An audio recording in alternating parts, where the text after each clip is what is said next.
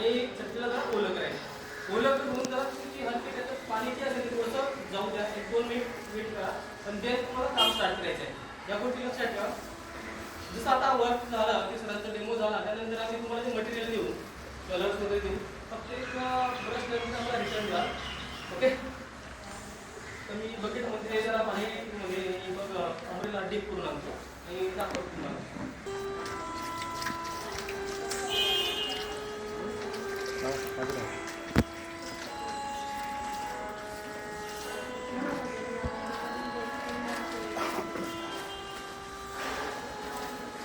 आता काय असतं माहिती का, ज्यावेळेस आपण पेंटिंग करतो, जी पेंटिंग आपण बघतो ना, पेंटिंगचं जे आउटपुट मिळतं, जे ती पेंटिंग बघतात ते एकाच वेळेस सगळं काही झालेलं नसतं. त्यासाठी प्रत्येक वेळेस त्यावर लेअर जसं आपण देत असतो, पेंटिंगसाठी जे लेअर देत असतो तसं याला पण आपल्याला लेअर द्यायचे. तर आता हा पार्ट हा कपडा ओला झाला त्यामुळे आपण त्यावर कलर करणार, स्प्रेड करणार.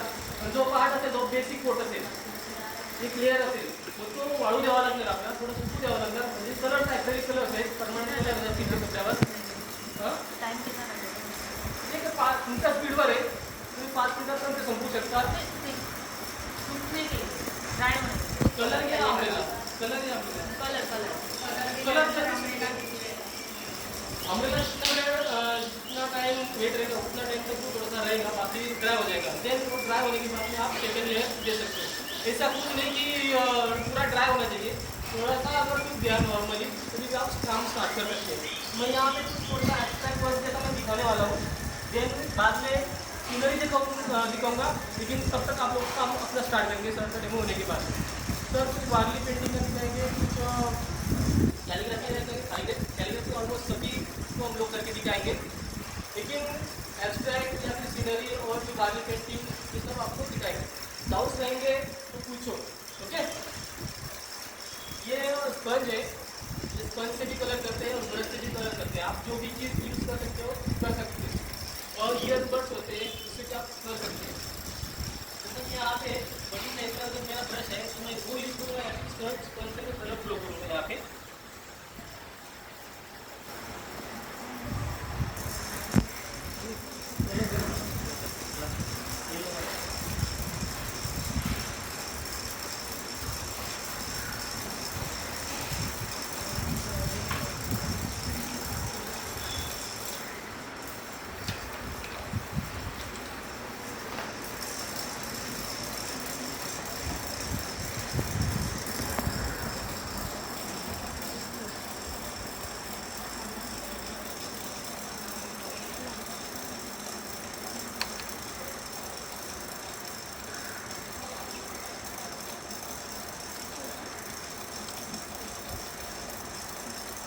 बिंदास कलर टाकायचे, ते घाबरायचं नाही.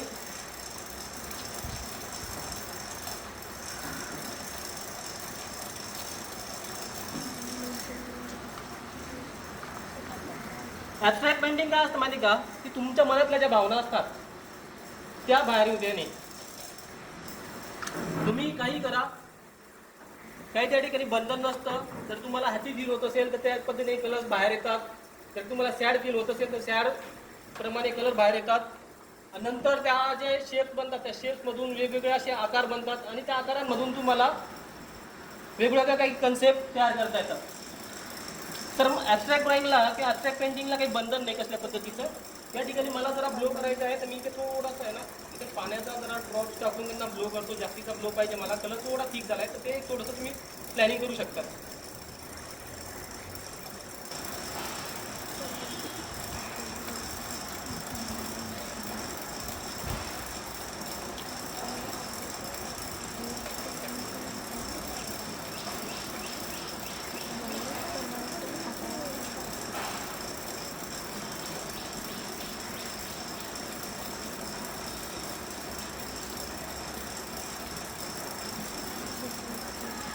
आता जे माझ्या मनातलं जे ड्रॉइंग आहे त्यानुसार मी थोडेसे कलर्स ब्लो करतोय. तुमच्या मनामध्ये जे थॉट्स जे असतील, जे असेल विचार, त्याला जरा बाहेर येऊ द्या आणि नंतर त्याला कलर करायचं आहे.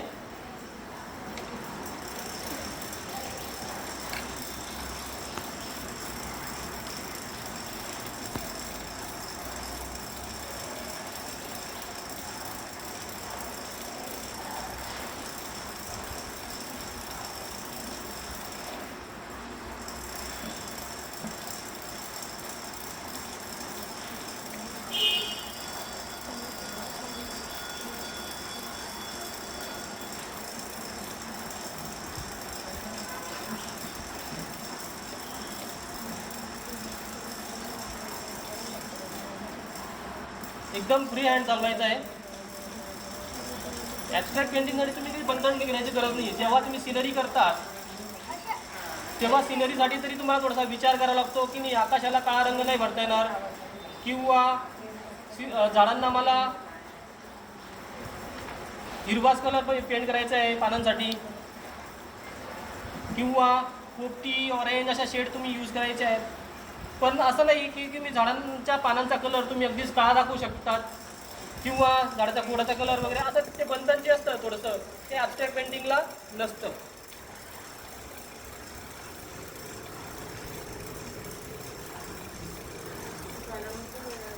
नाही काही जास्त वेळ लागणार नाही. फॅन चालू असेल तर लवकर सुकतं.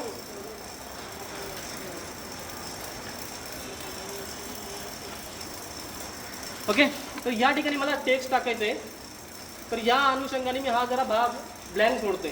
तर अशा पद्धतीने ही एक अम्ब्रेला होईल. त्या ठिकाणी थोड्या लाईन्स मला दाखवायच्या, की या ठिकाणी थोडेसे मला स्टारसारखं स्प्रिंकलसारखं मला दाखवायचं आहे. तर ते केव्हा दाखवेल मी, ते थोडं ड्राय झाल्यानंतर. तोवर ही अम्ब्रेला मी जरा साईडला सुकायला ठेवतो. फॅन असेल तर क्लायमेट चांगलं हॉट असेल तर लवकर सुटेल, जरा मॉइश्चर असेल क्लायमेटमध्ये तर थोडासा वेळ घेईल. ओके, तर आता आपण सरांना बोलूयात. सर डेमो पानी पेंटिंग ये सब आपको दिखाएंगे. डाउट्स रहेंगे तो पूछो. ओके, ये स्पंज है, जिस स्पंज से भी कलर करते हैं और ब्रश से भी कलर करते हैं. आप जो भी चीज़ यूज़ कर सकते हो कर सकते हो. और ईयरबड्स होते हैं जिससे कि आप कर सकते हैं. तो मैं यहाँ पे बड़ी साइज का अगर मेरा ब्रश है तो मैं वो यूज़ करूँगा, या फिर सर स्पंज से मैं कलर ब्लो करूँगा यहाँ पे.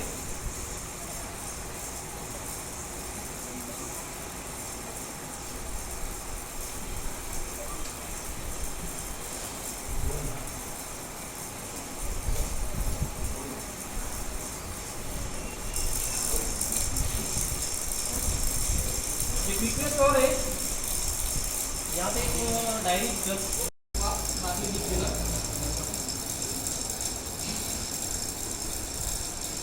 ये जो वर्कशॉप है किस तरीके से है,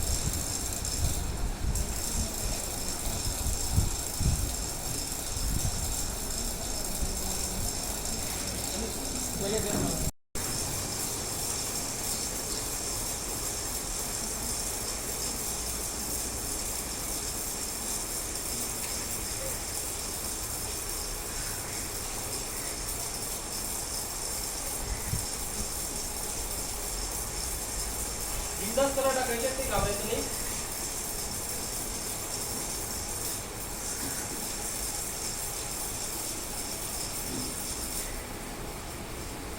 आणि त्या आकारांमधून तुम्हाला वेगवेगळ्या काही कन्सेप्ट तयार करता येतात. तर ॲब्स्ट्रॅक्ट ड्रॉइंगला किंवा ॲब्स्ट्रॅक्ट पेंटिंगला काही बंधन नाही कसल्या पद्धतीचं. या ठिकाणी मला जरा ब्लो करायचं आहे, तर मी इथे थोडंसं आहे ना, इथे पाण्याचा जरा ड्रॉप टाकून त्यांना ब्लो करतो. जास्तीचा ब्लो पाहिजे मला, कलर थोडा थिक झाला आहे, तर ते थोडंसं तुम्ही प्लॅनिंग करू शकता.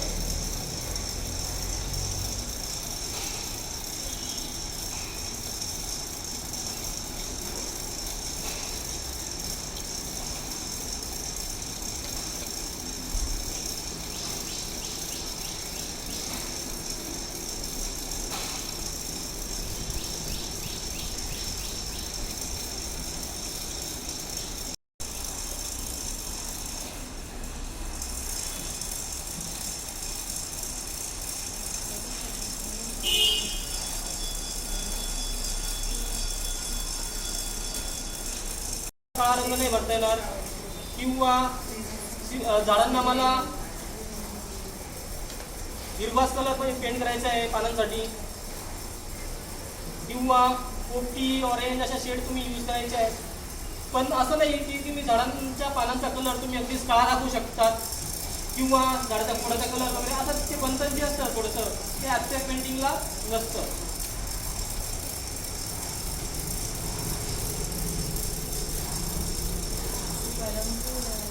नाही काही जास्त वेळ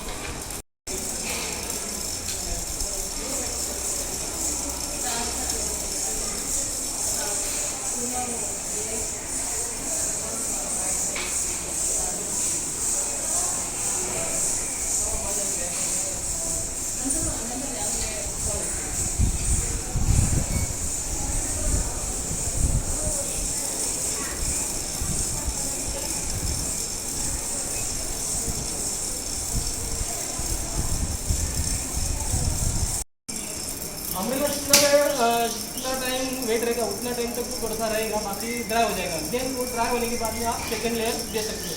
ऐसा कुछ नहीं कि पूरा ड्राई होना चाहिए, थोड़ा सा अगर सूख गया नॉर्मली तभी भी आप काम स्टार्ट कर सकते हैं। मैं यहाँ पे कुछ थोड़ा सा एक्सट्रैक्ट वर्क जैसा मैं दिखाने वाला हूँ, देन बाद में सीनरी दिखाऊँ।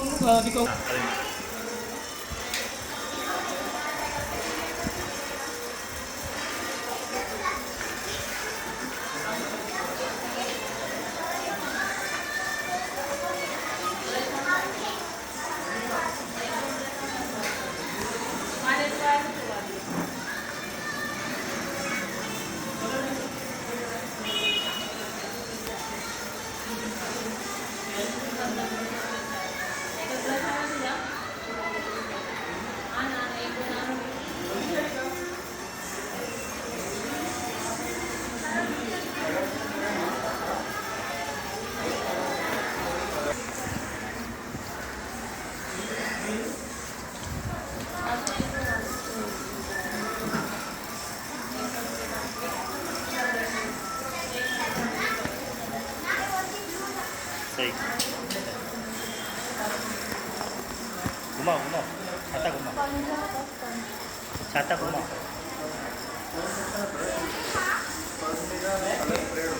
छाता घुमाओ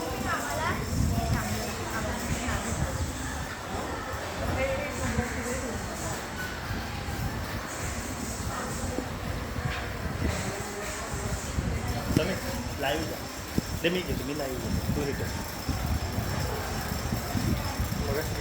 हो लाईव्ह केलं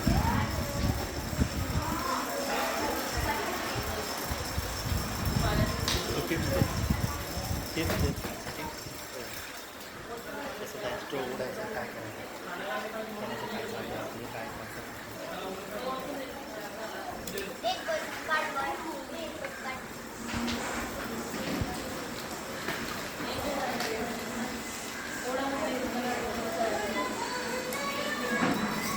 येलो कलर मध्ये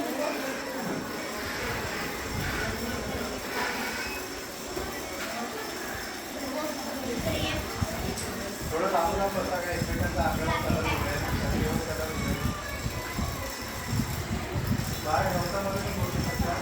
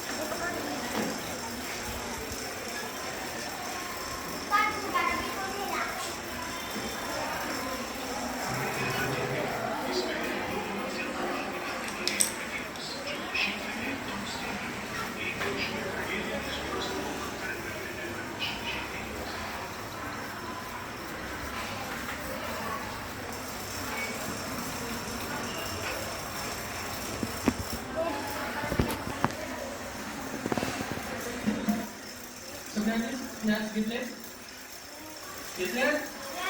काही डाऊट असतील तर विचारा.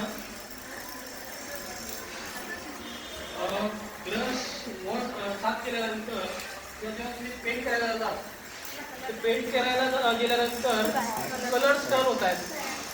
तर याचा अर्थ काय की ती पाणी जी आहे ते तुम्ही चेंज करायचं.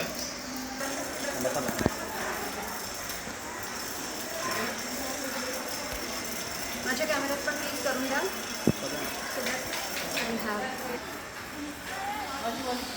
इथे ना तुमची. व्हाईट वाली पप्पांनी पाहिलं